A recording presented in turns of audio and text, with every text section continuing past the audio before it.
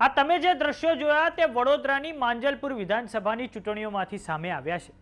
માંજલપુર વિધાનસભાની પેટા ચૂંટણીમાં સવારે 7 વાગ્યાથી બપોરે 1 વાગ્યા સુધી 21% જેટલું મતદાન નોંધાયું છે। ત્યારે વડોદરાની લિટલ ફ્લાવર સ્કૂલ નજીક ભારતીય જનતા પાર્ટી અને કોંગ્રેસના કાર્યકરો વચ્ચે બોલાચાલી બાદ ઘર્ષણ થયું છે અને આ પછી પોલીસનો કાફલો ઘટના સ્થળે દોડી આવ્યો હતો। તો બીજી તરફ વડોદરા શહેર કોંગ્રેસ પ્રમુખ ઋત્વિજ જોશીના નેતૃત્વમાં આજે કોંગ્રેસ દ્વારા આચારસંહિતા ઉલ્લંઘનને લઈને કલેક્ટરને રજૂઆત કરવામાં આવી છે। તો આવો જાણીએ સમાચાર વિસ્તારથી। નમસ્કાર, જમાવટ સાથે હું છું પાર્થ।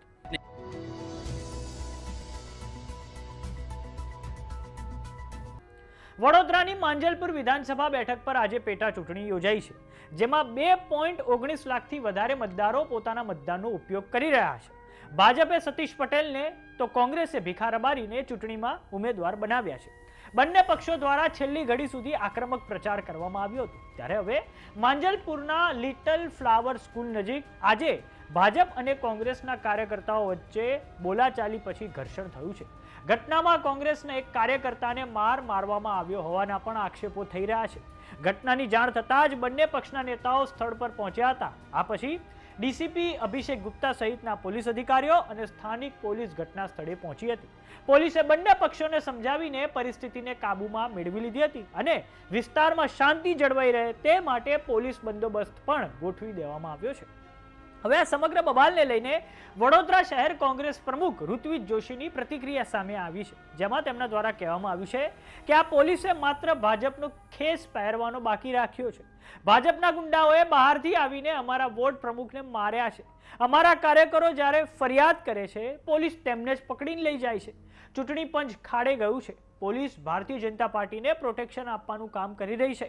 અમારા મહિલા કાર્યકર પુષ્પા વાઘેલા પર અસામાજિક તત્વો દ્વારા હુમલો કરવામાં આવ્યો છે। આવો સાંભળીએ વડોદરા શહેરના કોંગ્રેસ પ્રમુખ ઋત્વિજ જોશીએ શું પ્રતિક્રિયા આપી છે। પોલીસે ખાલી ભાજપનો કેસ પહેરવાનો બાકી રાખ્યો છે। ખાલી ભાજપનો કેસ પહેરવાનો બાકી રાખ્યો છે। ખુલ્લેઆમ ભાજપના કેટલા ગુંડાઓ અહીંયા સ્કૂલ પર આવીને અમારા કાર્યકર્તા જે માંજાપુરના સ્થાનિક છે, વિજય બોમ્બડિયા આ માંજાપુરનો સ્થાનિક છે, વોર્ડ નંબર ચૂંટણી લડ્યો, રજની ચૌહાણ માંજાપુરનો સ્થાનિક છે, બહારથી અસામાજિક તત્વો આવીને પોલીસની સામે અમારા લોકોને માર્યા છે। અમારા વોર્ડ પ્રમુખ જ્યારે ફરિયાદ કરે કે ભાજપના નેતાઓ ખેસ પહેરીને ઢોલ લગાડીને નીકળે છે તો અમારા વોર્ડ પ્રમુખને પકડ્યો, અમે ફોન કરીને પછી છોડ્યા છે। અમારી ફરિયાદ નથી રહેતા। આ સરકારી તંત્ર આખું ભાજપનો હાથો બની ગયું છે। ચૂંટણી પંચ ખાડે ગયું છે। પોલીસ પ્રજાના રક્ષક છે, એની જગ્યાએ ભક્ષક બની ગયા છે। ભાજપને પ્રોટેક્શન આપે છે। અમારા પુષ્પાબેન વાઘેલા મહિલા કાઉન્સિલર એમની પર હુમલો કર્યો, વિજય બોમ્બડિયા દવાખાનામાં છે, રજની ચૌહાણને વાગ્યું, સેક્ટર પાટીલને વાગ્યું, એટલે પોલીસ આખું વોટિંગ બંધ કરાવ્યું છે। મતદાન પત્ર કેપ્ચર કર્યું, આ પોલિંગ સ્ટેશન આખું કેપ્ચર કર્યું છે। પોલીસે કેસ એમની પર કરવાનો। લિટલ ફ્લાવર સ્કૂલ જે માંજાપુરમાં 4 થી 5 લોકોને, અને બીજું અલગ અલગ આખા વિસ્તારમાં માંજાપુરમાં જ્યાં અમારા કાર્યકર્તાઓ 100 નંબર પર ફોન કરે, પોલીસ એને પકડી જાય, ઉલટા ચોર કોટવા કો રાખે। અરે ભાઈ, અમે તો શાંતિપૂર્ણ ઇલેક્શન ઈચ્છીએ છીએ, ફ્રી એન્ડ ફેર ઇલેક્શન ઈચ્છીએ છીએ, પણ પોલીસ ભાજપના બોડીગાર્ડ બની ગયા છે। ભાજપના પગાર છે ને આ પ્રજાના રક્ષકને ફરિયાદ અમારી ફરિયાદ લીધી નથી। રજૂઆત કરો લેખિતમાં અમે આપીશું। વાત એવી છે 112 અને 100 પર બધાએ ફરિયાદ કરી, વર્દી નોંધાઈ ગઈ છે, એના બેસ પર ફરિયાદ કરવી જોઈએ, નથી થઈ। ભાજપ હારથી ગભરાઈ ગયું છે, માટે કોંગ્રેસના કાર્યકર્તા પર હુમલા થયા છે, મહિલા કાઉન્સિલર પર હુમલા કર્યા છે। શરમ આવી જોઈએ આ ભાજપના નેતાઓને। તમારું આટલું મોટું સંગઠન છે, તમને આટલું અભિમાન છે, તો આટલો કેમ ડર, કેમ મારામારી પર આવી ગયા, કેમ ચીટિંગ પર આવી ગયા? હારવાથી બીક લાગે તો ચૂંટણી શું કામ લડો છો? ઘરમાં બેસી રહો ભાજપના નેતાઓ। પોલીસે ખાલી ભાજપનો કેસ પહેરવાનો બાકી રાખ્યો છે। ખાલી ભાજપનો કેસ પહેરવાનો બાકી રાખ્યો છે।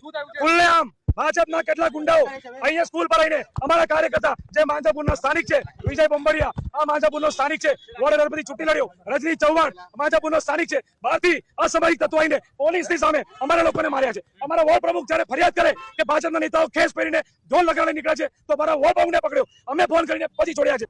તો હવે માંજલપુર પેટા ચૂંટણીમાં ભારતીય જનતા પાર્ટી પર આચારસંહિતા ભંગનો આરોપ કોંગ્રેસે લગાડ્યો છે। ત્યારબાદ કોંગ્રેસના પ્રમુખ ઋત્વિજ જોશી સહિતના કાર્યકરો કલેક્ટર કચેરીની બહાર ધરણા પર બેસી ગયા હતા। આ પછી ઋત્વિજ જોશી સહિત કોંગ્રેસના આગેવાનો દ્વારા જિલ્લા કલેક્ટરને રજૂઆત પણ કરવામાં આવી છે। તો આવો આપણે સાંભળીએ કોંગ્રેસના આગેવાનો દ્વારા કલેક્ટરને શું રજૂઆત કરવામાં આવી છે। સાહેબ, બંદૂક સાથે અમારે કહેવું પડે, આટલી બધી ફરિયાદો પછી પણ ભાજપના તમામ જિલ્લાના ધારાસભ્યો અત્યારે માંજલપુર મત વિસ્તારમાં છે। ચૂંટણી આચારસંહિતામાં સાહેબ બહારના વ્યક્તિને કોઈને પણ અમે લોકો નથી જતા માંજલપુરમાં। અને આ પ્રમાણે ઇલેક્શન સાહેબ પ્રભાવિત થાય નહીં, એમાં ડેફિનેટલી તમે જ્યાં પણ વિષય હોય મારા ધર્મમાં મૂકો. સાહેબ ધ્યાનમાં મૂકે પણ એક્શન નથી લીધી. જુઓ, મેં આપણે સાહેબ લીક મોકલી જુઓ, જે મુદ્દાઓ મારા ધ્યાનમાં આવે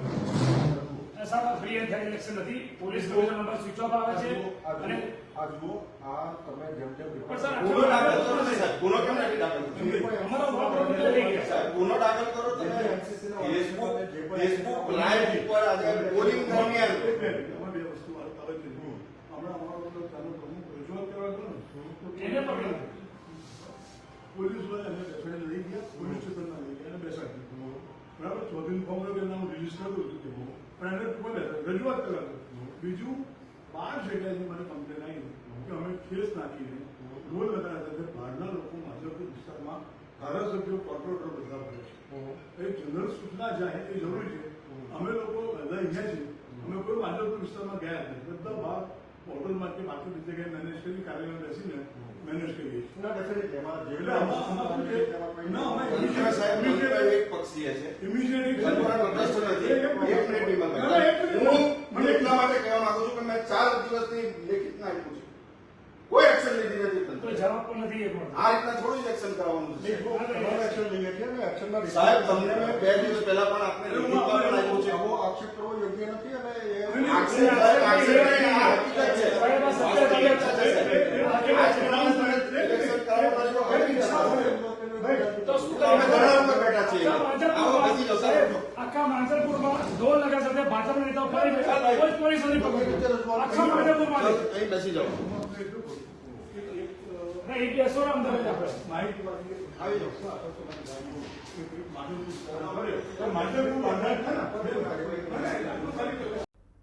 તો અગાઉ પણ જ્યારે એપ્રિલ મહિનામાં સ્થાનિક સ્વરાજ્યની ચૂંટણીઓ હતી ત્યારે ઉમેદવારી પત્ર પરત ખેંચવાનો જ્યારે છેલ્લો દિવસ હતો ત્યારે પણ કોંગ્રેસ દ્વારા ભારતીય જનતા પાર્ટીના આગેવાનો અને કાર્યકરો પર આરોપ લગાડવામાં આવ્યા હતા કે ભારતીય જનતા પાર્ટી કોંગ્રેસના ઉમેદવારોને ઉમેદવારી પત્ર પરત ખેંચવા માટે સતત દબાણ કરી રહ્યા છે અને જો આ દબાણ સફળ ન થાય તો પોલીસ પણ તેમને ધાક ધમકીઓ આપી રહી છે. ત્યારે પણ ચૂંટણીઓ વખતે ભારતીય જનતા પાર્ટી અને કોંગ્રેસના આગેવાનો સામસામે આવી ગયા હતા અને હવે આજે જ્યારે માંજલપુર વિધાનસભાની પેટા ચૂંટણી થઈ રહી છે તેમાં પણ બંને પક્ષના આગેવાનો આમને સામને આવી ગયા છે.